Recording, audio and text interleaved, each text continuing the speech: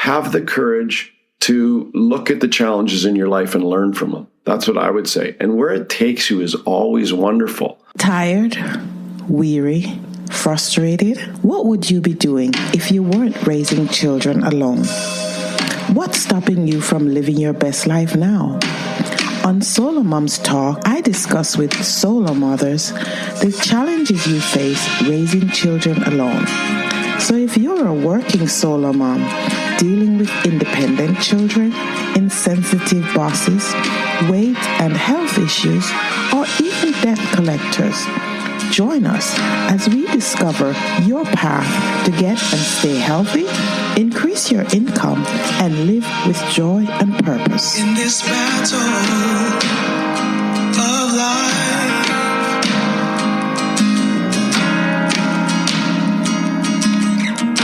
it's hard to keep your head above the water. So win this fight. My guest today is Dr. Terry Zachary, former pro golfer and sports chiropractor, developer of Handmaster Plus. And that's a very interesting topic, Dr. Zachary, because it has nothing to do with solo moms, right? Well, it appears to have nothing to do with solo moms, but it has everything to do with solo moms. Hold that thought. I will. I'm happy to hold that thought, but we'll talk about this, and I'm excited too. Yes, me too. Thank you. Thank you for coming and talking to us on SoloMoms Talk. And before we get into our subject matter, could you tell us who is Terry Zachary?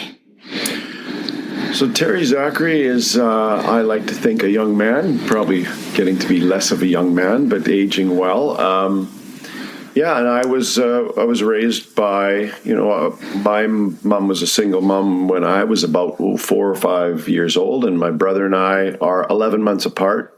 So mom, just because of a situation, we still had a great relationship with our dad under the circumstances. And there was alcohol involved, and mom basically wanted to take us to a more healthy environment.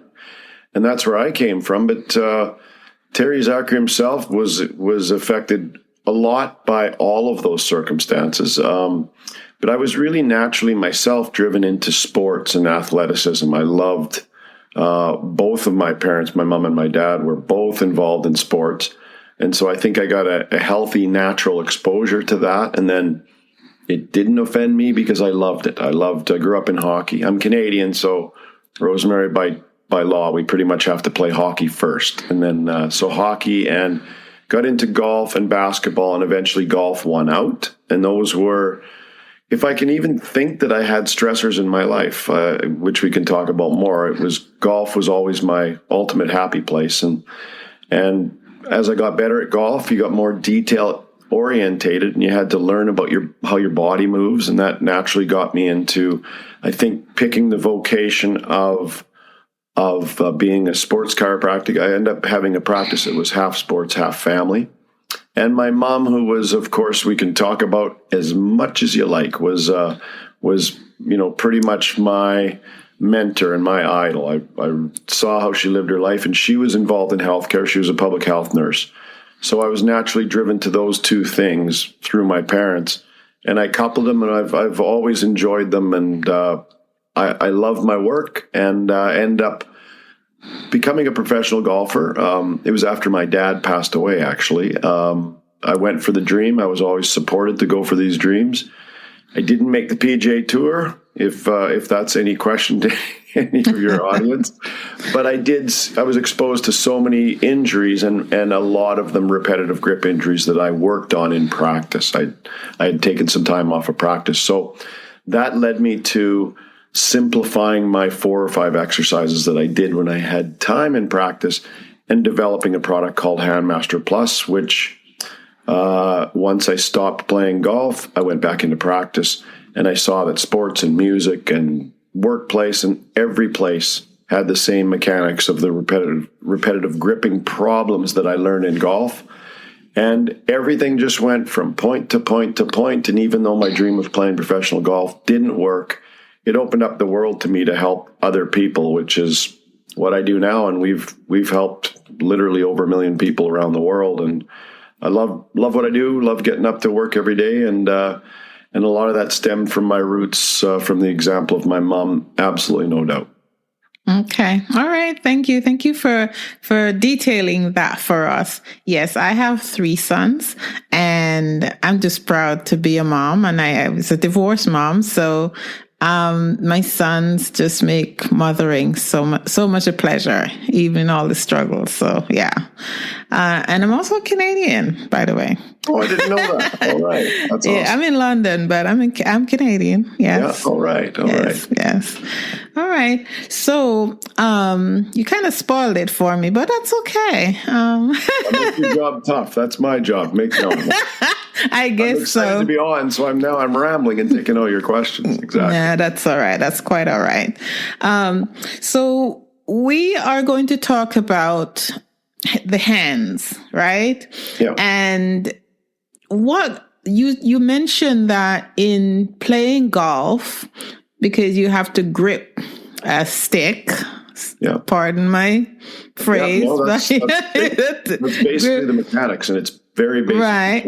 Yeah.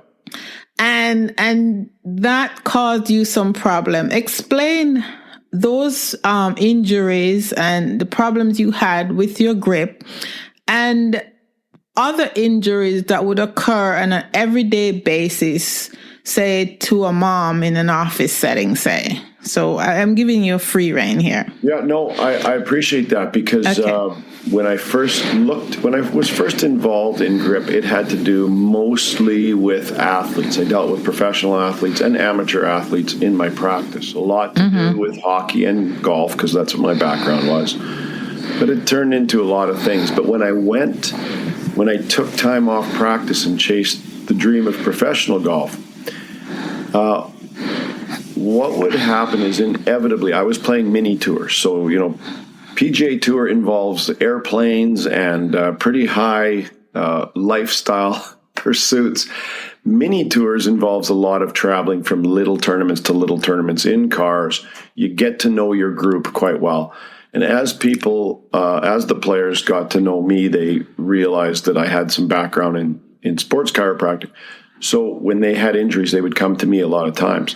So when you say, I learned a lot from just watching golfers grip a stick. It's very similar. Hockey stick, golf club, tennis racket. The mechanics are the same. So what I learned very specifically in that environment extrapolates to many things, which I can tell you about as well. But at that point, golfers would come to me. And remember, I'd been in practice for about 5 years before I pursued this. And so I knew a lot about the grip muscles, and I had questioned everything. Another thing about, not to go back to my mom all the time, but that's another thing, is that my mom in a small town in Alberta, I'm from Medicine Hat originally. That's where I grew up. I loved it. It's a great town. I loved my upbringing. It had a lot to do with me as well. But it was, back in those days, it was a little bit outside the box to be divorced and do this, but Mom was always after what was right, and that was the way it was going to be, and there it went. So I was able, something in me always looked at, I don't care what the box says, and in hand exercise, as I went through school and I went through looking at training, I'd always just taken something and gripped it, like a spring-loaded mechanism or a coiled mechanism or a racquetball or something like that, and that's what I was told to do until I was really educated about it. And then I looked and I saw, wait a minute, I started studying the grip muscles and where they originate and where they attach. Mm-hmm. And I said, this is way more than just the hand. We've got, as it works out, we've got 27 muscles of grip, not just the 9 that close. So to your original idea, what does grip involve? Well, all of a sudden I started to see finger and thumb and wrist problems, a lot of wrist problems, a lot of carpal tunnel problems, and a lot of elbow problems. So these players that would know everything about their equipment and really know most things about their body as well. Most of these athletes were high-level athletes, even though it was mini tour. It's the best of the best in college come to play in these areas. So they've studied their body quite well, but nobody knew anything about grip. because that's all they saw too, is you take something and squeeze it and I've got grip done. Right. So when they ran into these problems, I could recognize it very easily. Like I was in a position to say, wait a minute, I've seen this in practice for 5 years. I've known how ignorant we are about the hand muscles. And so I was able to talk to them right away. What do you do? What are you doing for grip? They would either do nothing or they would be taking something and squeezing it. Oh, and I say, what do you do with the muscles that open and spread the hand? Do you exercise those at all? And they had no idea what I was talking about. And then it goes from there. So I knew about this already. They would come up with, let's say, an elbow problem. They had no idea an elbow problem was directly related to repetitive grip. So I would have to explain to them that the grip muscles, your flexor muscles, attach all the way at your elbow. Some are inherent or intrinsic in your hand, yes. But I would say 9 muscles close your hand and they attach all the way to the elbow. Excuse me, I've got a jack on it, but they would attach all the way to the medial elbow, the ones that close. The muscles that stabilize your grip are the extensor muscles. Like we have 9 muscles that open and spread the hand. They're on the back of the fingers, thumb and hand, wrist, all the way to the elbow. So when you grip something, you are statically contracting those muscles, just meaning in one position. And that's the grip. And they didn't understand that when you do that and you're hitting golf balls, practicing every day, putting every day, chipping every day, bunker shots every day, then you go into tournaments and you're playing every day, those muscles become very static. Same thing, the carpal tunnel gets shut down, the thumb gets shortened, the finger gets shortened. If we don't know how to offset this, it's like having bad posture. If you're doing something forward all your day, which mums will be doing, and I'm slowly tying this into mums, but it started out with recognizing the mechanics. Yeah. When you do this and you grip all day, if you don't do something to offset that, you're going to run into problems. And those problems could be things you don't think about. Finger thumb problems, hand problems, you might relate it to that. But carpal tunnel problems, forearm problems, elbow problems, a lot of times you don't think that's a grip problem. You just think it's fingers. So to continue it going, I saw pro golfers come to me with these concepts, and they might have a carpal tunnel problem, they might have an elbow problem, they might have a finger, a wrist problem very commonly. And they would think, well, the wrist is different than grip. And I would say, absolutely not. These muscles are so diverse that anytime we get a repetitive grip imbalance, when those muscles that close the hand start to be too shortened and the muscles that open and spread the hand aren't healthy and they're not trained through their full range of motion, any one of these areas are going to become imbalanced. There's going to be a muscle imbalance, therefore a structure imbalance, and you're going to have poor blood flow and poor lymph drainage. So how is that area supposed to keep healthy? Right. So the golfers would be accepting of this, but then I would get him on 3 or 4 or 5 different exercises to train the grip. And that's when over time, about 3 a.m. at some point, I saw I had to do something easier for these people. So I woke up with a little aha moment at 3 a.m. and it just said, if I open up a ball and put a elastic resistance material through that ball, I should be able to just close and open and spread, and that hand should go through its full range of natural 3-dimensional range of motion with resistance, and that should be it. And I got up at 3 o'clock in the morning, whatever town I was in, we were traveling, and just started to draw up the ideas and just do research on it. And lo and behold, and I left out at that particular time, there was a person I was traveling with that had a debilitating tennis elbow. He's playing mini tour golf where there's not much money available. He had 2 children and a wife at home. He was pretty panicked. And I realized, we got to get something easier. And that's when that 3 o'clock in the morning moment happened. And that's when we developed a rough prototype. The next day, had him started with that, got him rebalanced, and it all started from there. We started in golf. I didn't make it as a golfer, so I went back into practice, and I just started to see every grip sport has this problem. Every music has this problem. Music was always repetitive gripping the way that most musicians think to help it. Every mum has this problem.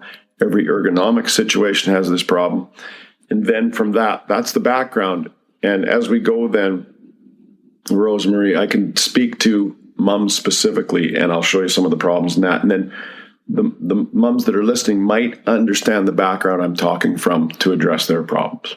Okay. Yeah, because I want to ask you actually, I worked in an office and I didn't have any issues with my hands. But one of the ladies I worked with, she had a terrible problem with carpal tunnel. You know, she always wore a strap on her hand and she would complain of all this pain. So that wasn't a grip. I'm guessing it's from repetitive, motion on the keyboard because she worked on a computer. No.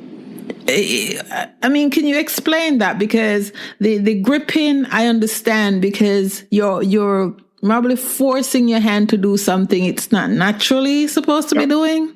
Yeah. Is that the same as typing? Like, how would you explain that? Since it's so common. It's, because this is such a new area to address, we've been looking at this for probably 20 years, but it's a really good question. I don't know that I've ever had that question.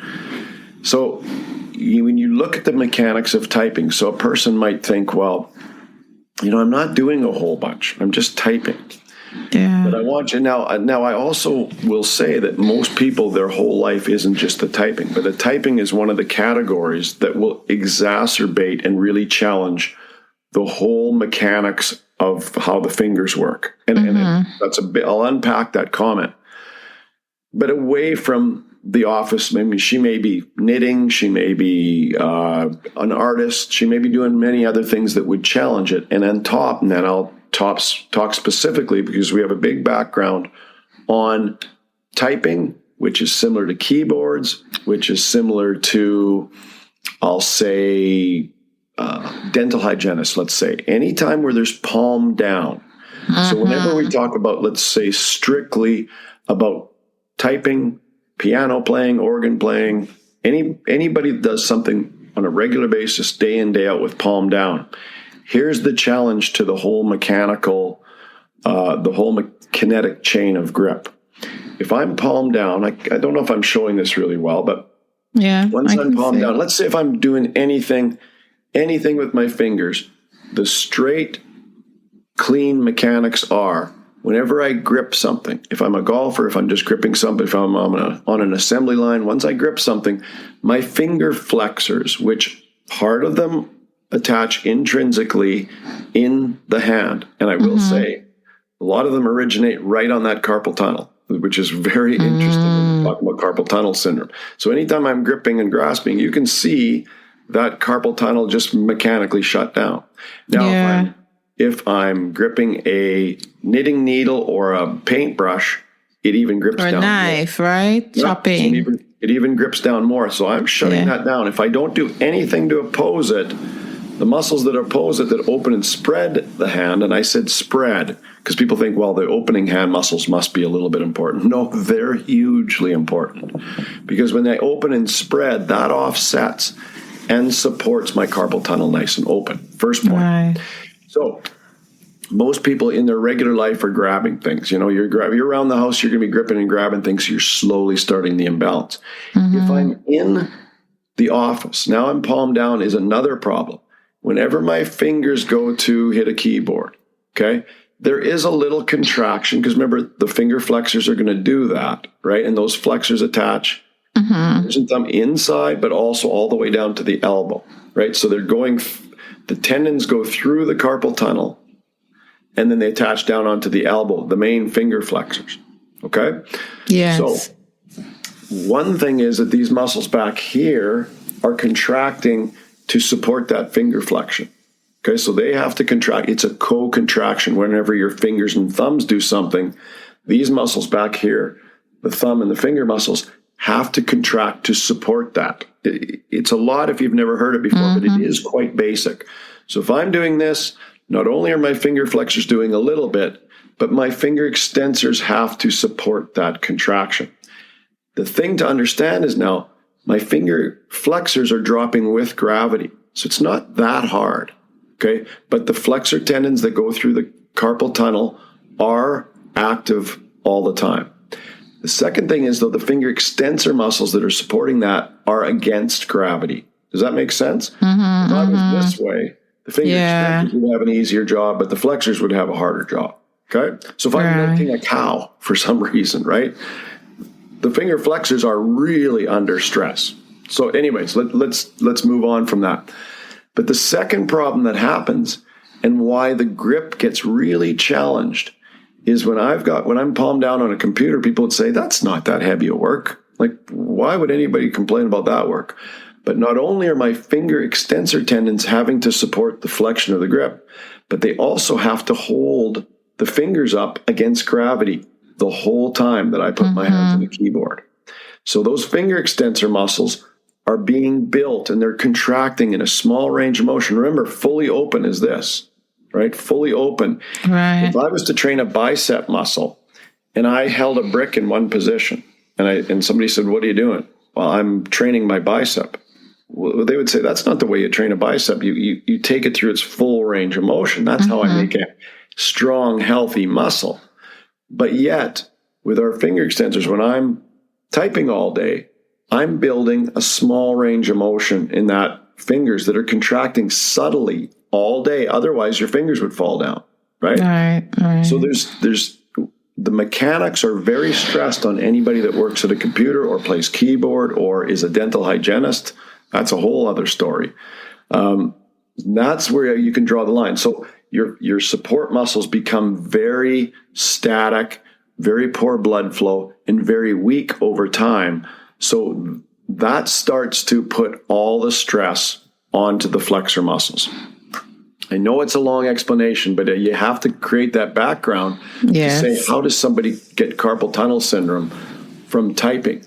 Right. Well, typing, the first thing any ergonomic person will say is that make sure you're even with the keyboard. Often what happens, people have the keyboard positioned improperly. Right. And if there's any angle, remember those finger flexors come from your medial elbow. They come all the way through, and there's 8 of them, right? You've got these deep finger flexors and superficial finger flexors that bunch through this tiny carpal tunnel. It's about the size of the thickness of your thumb. And that's where the median nerve comes as well. So when I've got that coming through and my mechanics aren't great with my support muscles over time, these finger flexors really have to start to work quite a bit, but they are always flexing in that small little carpal tunnel. So over time, you can easily have a little micro injuries of the tendons, or you can get a little swelling in the carpal tunnel. And if we don't if we don't understand that, hey, I work in a computer every day, I have to do something to prepare my body properly because this is a physical challenge, then we will never think about doing ergonomic exercises like I suggest. But until we identify that as a difficult problem, we say, oh, you don't need to prepare your body for that. All you're doing is this. Right. And I would say, wait a minute, you're doing this. You better prepare your body for that. And that's why, again, this exercise that we've talked about earlier, it'll prepare your hand muscles to their full natural range of motion. It'll keep your mechanics of grip strong so that you're efficient. And then the other thing, the last thing I'll always talk about carpal tunnel having to do with anything, but including computers, is that if you exercise on a regular basis, your body, being internally wise, knows to bring maximum blood flow and maximum lymph drainage, because now you're using your hand through its full range of motion. And that's what happens. If I do this all day, static motion, you do not stimulate maximum blood flow because your body's going I've got food to digest, I've got hair to replace, I've got, whatever, hormones to balance. If Rosemary's only going through this small range motion, I'm not going to spend time making sure great blood flow and great lymph drainage comes there.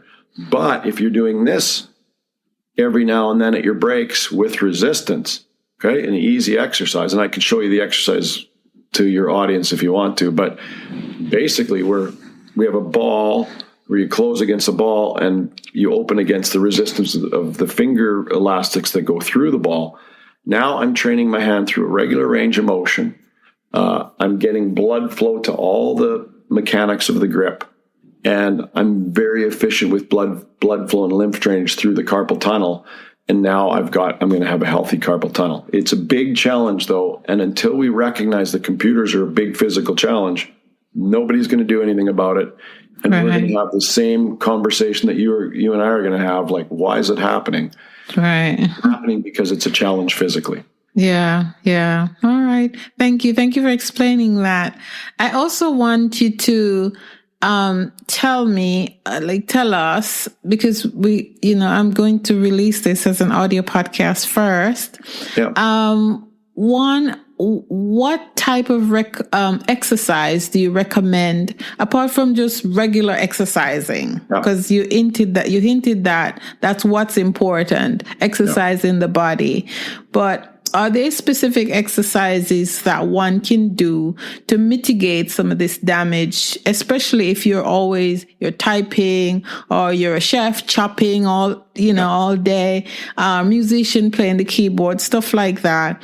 And two, and this is kind of off topic, well, not off topic, but moving on. You are a chiropractor, and I really appreciate the work chiropractors do. I've been rear-ended 3 times, so I do. Mm-hmm. Tell us what role a chiropractor plays in an injury like a carpal tunnel syndrome. Does that? Yeah. Boy, a really good question. So exercise-wise, I would say that your audience, and even if I have as long as your audience understands, I'll go a little deeper in grip. So usually when I speak about this, it's so foreign to people. But we remember the first point that I had is that 9 muscles close your hand. Those muscles are generally in the front of your fingers, thumb, hand, wrist, carpal tunnel, forearm, and elbow, where they attach. Okay? It's really complicated if you get deeper than that. But if that's all you remember, good. Okay. Then when you turn your hand backwards, you've got 9 muscles that open and spread your hand. They're on the back of the fingers, thumb, hand, wrist, forearm, and elbow. Okay. So there's that balance there that you always want to keep in mind. If your audience remembers nothing but that, they'll really never exercise their hands improperly again. But the last point that I will say that is in your forearm, you also have another set of about 9 muscles. It is 9 muscles that will position your wrist for whatever you do during the day. If you're a young mom and you're holding a baby, your wrist is going to be in a certain position that you have to recognize is imbalanced. And if you don't offset that in some way or prepare your body, you're going to have problems. So 9 muscles close the hand, 9 muscles open and spread the hand, and 9 muscles control the position of the wrist. So to exercise, you want to, just like any other part of your body, this one's just a lot trickier and there's a lot more muscles. So I think that's why people have stayed away from it for this long of a time. You want to exercise your hands like that. Now, I can take even your viewers or your listeners through, you just put your hand up, squeeze your hand closed for a second, then open your hand, spread it open and wide for a second. Then take your wrist while you're still open and spread and move it through a figure 8, as wide as you can through a figure 8. Okay? So you do that. Now close again for 1, open and spread for 1, and move your wrist through a full figure 8, as full as you can do it. That exercise right there has just exercised 27 muscles. And Rosemarie, as you do it, you will feel, holy mackerel, I've got a lot of muscles in there that I had no idea are there. All the way up, yeah. And this Terry guy's telling me they're very important, and they are. So that's the exercise. When you put our product on, I don't know if anybody's watching, but all I'm doing, this is the soft version. All as I would do is put a thumb on, and then I'd put the fingers on, and then all as I'm going to do, Rosemarie, is that exact same exercise. I'm going to close against a ball. I'm going to open and spread against those central cords. And then I'm going to do a figure 8 with that resistance. Close, open, figure 8. And again, that was what we had to do, is to do that so people could do all 27 muscles, have good, healthy grip, and all of the muscles are through their full natural range of motion. So that's the exercise that anybody that uses their hands, and there's also studies, and your audience should know. I didn't start out knowing this, but your audience should know, and they can look up. There was even a study in the Washington Post, or a reflection of a study, that shows how strong grip muscles are correlated directly with longevity of life too. So the one thing that comes out of strengthening any part of your body through its full range of motion is that you'll get strong, balanced muscles, but you'll also get maximized blood flow and lymph drainage. And that's how you get nutrients to your tissues, and how you get, toxins and end products from muscle contraction away from your body. So you have to have that good circulation. Now, I forget the second question that you asked. You talked about exercise. What role do chiropractors play in? Yeah. So the role chiropractors are going to play in any kind of hand problems, but I'll talk specifically to moms, because the challenge is, again, we never take care of our family and our house and all the responsibilities that we have to do by ourselves. We never do it half the day forward and half the day backwards. Okay, so again, we're getting into those comments that I would like the audience to really recognize, is that our lives are physical activities. We have to understand, if you're a professional golfer, you're going to have these challenges where you're closing your hands a lot, you're tilting your body one way. But as a mom, or as anyone, or if you're in the office, you have certain other challenges. You have to look at it and say, the role of chiropractic is always to say, at the end of the day, we want your body on its vertical center.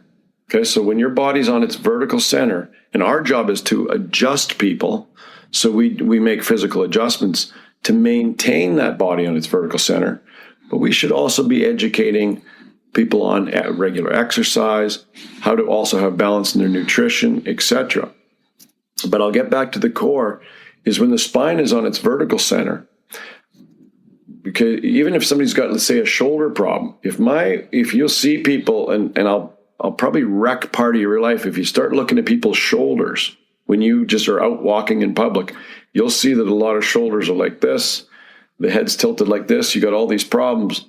And if that's not corrected, if that body's not brought onto its vertical center, the shoulders are not working normally. Each shoulder, this one's on one side, is a whole different mechanic. The hips are working in imbalance. The knees are getting weight imbalanced. The ankles are getting weight imbalanced. The whole body works imbalanced. Sometimes in this political environment of ours, people will say, well, I don't know about those chiropractors. And I say, don't even think about the title. Think about what we're trying to accomplish. If you don't believe your body should be on a vertical center, I would challenge in any way, in any mechanics, to say, how can you explain that if the body's not in its vertical center, your body's working balanced? It just can't do it. There's a reason we get arthritis in one hip and not the other. There's a reason why, the basis of chiropractic, what it lends to our health, is we want to encourage our body, our patients, and basically our communities to be on their vertical center. And what does that take to do it? You have to understand, first of all, again, that it's important. And the second of all, you have to understand that as we do our day, we're doing things in imbalanced conditions and in imbalanced challenges that we need to do. And then when we do that day after day after day after day, we have to realize it's very difficult to stay on the vertical center unless we, do something to be aware of it and correct it. Just the same as if I'm repetitive gripping, if I'm a golfer or a hockey player or a guitar player, or I'm in the office, it's very difficult to keep those mechanics healthy and performing well if we don't understand them and we don't do something to offset the imbalance. Does that make sense? So yes. It's all about keeping your natural design of your body as neutral as possible and making sure your body's on its vertical center, where we operate, where our body that, grew itself, like we have these wise bodies, and we forget that the health comes from inside. And if we keep that body in balance, that health is expressed unbelievably. But if we don't pay attention to that, we're always chasing other peripheral ways of treating the result, which is pain. We say, bring the body in its vertical center and live your life in accordance to the balance of yourself with gravity, and you're going to see you perform well, and you have very good health. Yes, thank you. Thank you for explaining it. I understand it because I've used a chiropractic service over the years, but I find that there's a lot of misunderstanding about the practice. And so I wanted you to explain it, especially in this context. So thank you. Yeah. One more thing I'll add to it, just so people understand, is that the vital thing about chiropractic is what we talked about. The body on its vertical center is how the body works the best. Probably the second thing to add that I've left out that's important to know for your audience is that the big thing about why we talk about the spine so much is that the spine houses the spinal cord, and that's where all the messages from brain, all these basically, you could think of them like electrical wires, but all the messages from the brain to the rest of the body come through that spine. Mm-hmm. We want to see a spine balance, so those messages, so that the nerves and the nerve attachments aren't all twisted and sheared, and we're not having a problem with that, because the communication of brain out to body and body back to brain is how we kind of balance our homeostasis by nature. So that's the one thing I don't want to leave out to your people, is that it's important that your spine's on its vertical center, because it houses the entire nervous system communication. And if we're seeing shearing and twisting and leaning and all that, you can start to see interruption of those signals. Yes, thank you. Thank you very much, Dr. Zachary, for explaining it all. Now, I want you to tell us how you help your clients and how we can get in touch with you. Yeah, they can. Our main website is doczac.com. It's doczac.com, or for our country, zac.com. They can go there. My direct email message will always come to me if it's a question about mechanics, is info@doczac.com. And they can get a hold of it. There's lists of our distributors if they want to get a hold of Handmaster Plus. And again, we don't go on promoting it all that much all the time, but once you see that there's these exercises and how complicated they are, it makes everything super simple. You do it a couple of minutes a day, and you are going to stay strong and balanced. But we also have, if you have any Americans, there's distributors. We have Kroger is one of our main places that you can go get it in person. So Kroger's also called Smith's and Lee's and Ralph's in different situations. So we do have some kind of brick and mortar people, especially in the States. But otherwise, if you're in Canada or if you're different places around the world, we're basically have distributors most areas around the world, and that's available on our website if you're looking for that. But any information, questions, feel free to get a hold of me. Okay. All right. Thank you. And we'll put the link to your website in the show notes. Okay. All right. So I'm going to let you go. I'm sorry I kept you longer than I thought I would, but my pleasure. Yes, of course. Give a solo mom one piece of advice in regards to taking care of herself in the realm of, your spine, your nervous system, etc. It's interesting because I think I can couple what I say a lot about one piece of advice when I leave with my situation of how my mom raised us. And I'm raising children now, as we've talked about. We've got 3 kids. We're 2 boys, 1 girl. And I think the biggest thing that can be impressed on people is that a single mom situation, you have to have, I know I heard one of your podcasts, and the word courage is really important to me. Anything you do in your life, it's going to take courage to do everything. It took courage. And I saw it. My mom had the example where she didn't talk to us a lot, but she lives. My mom's about to have her 80th birthday. She's still in great health because she's got the courage to look in to see what is the best way to live your life. And I would say, have the courage to take a second and realize really how the opportunities in your life and that you are this miraculous design. Even if you have the challenge of raising children by yourself, sometimes that will bring the necessity for courage out in you. I think sometimes people have this, well, everything's good in my life. There's actually less challenge to have to rise above and really get acute to the problems. Just like when I was on tour, everything I rose to have figured out the acuteness of seeing these repetitive grip injuries, and now we help people all over the world. So have the courage to look at the challenges in your life and learn from them. That's what I would say. And where it takes you is always wonderful. And I think that's my best thing, is that life is a learning experience. And sometimes the challenges in life is what helps us study them instead of leaving, going away from them.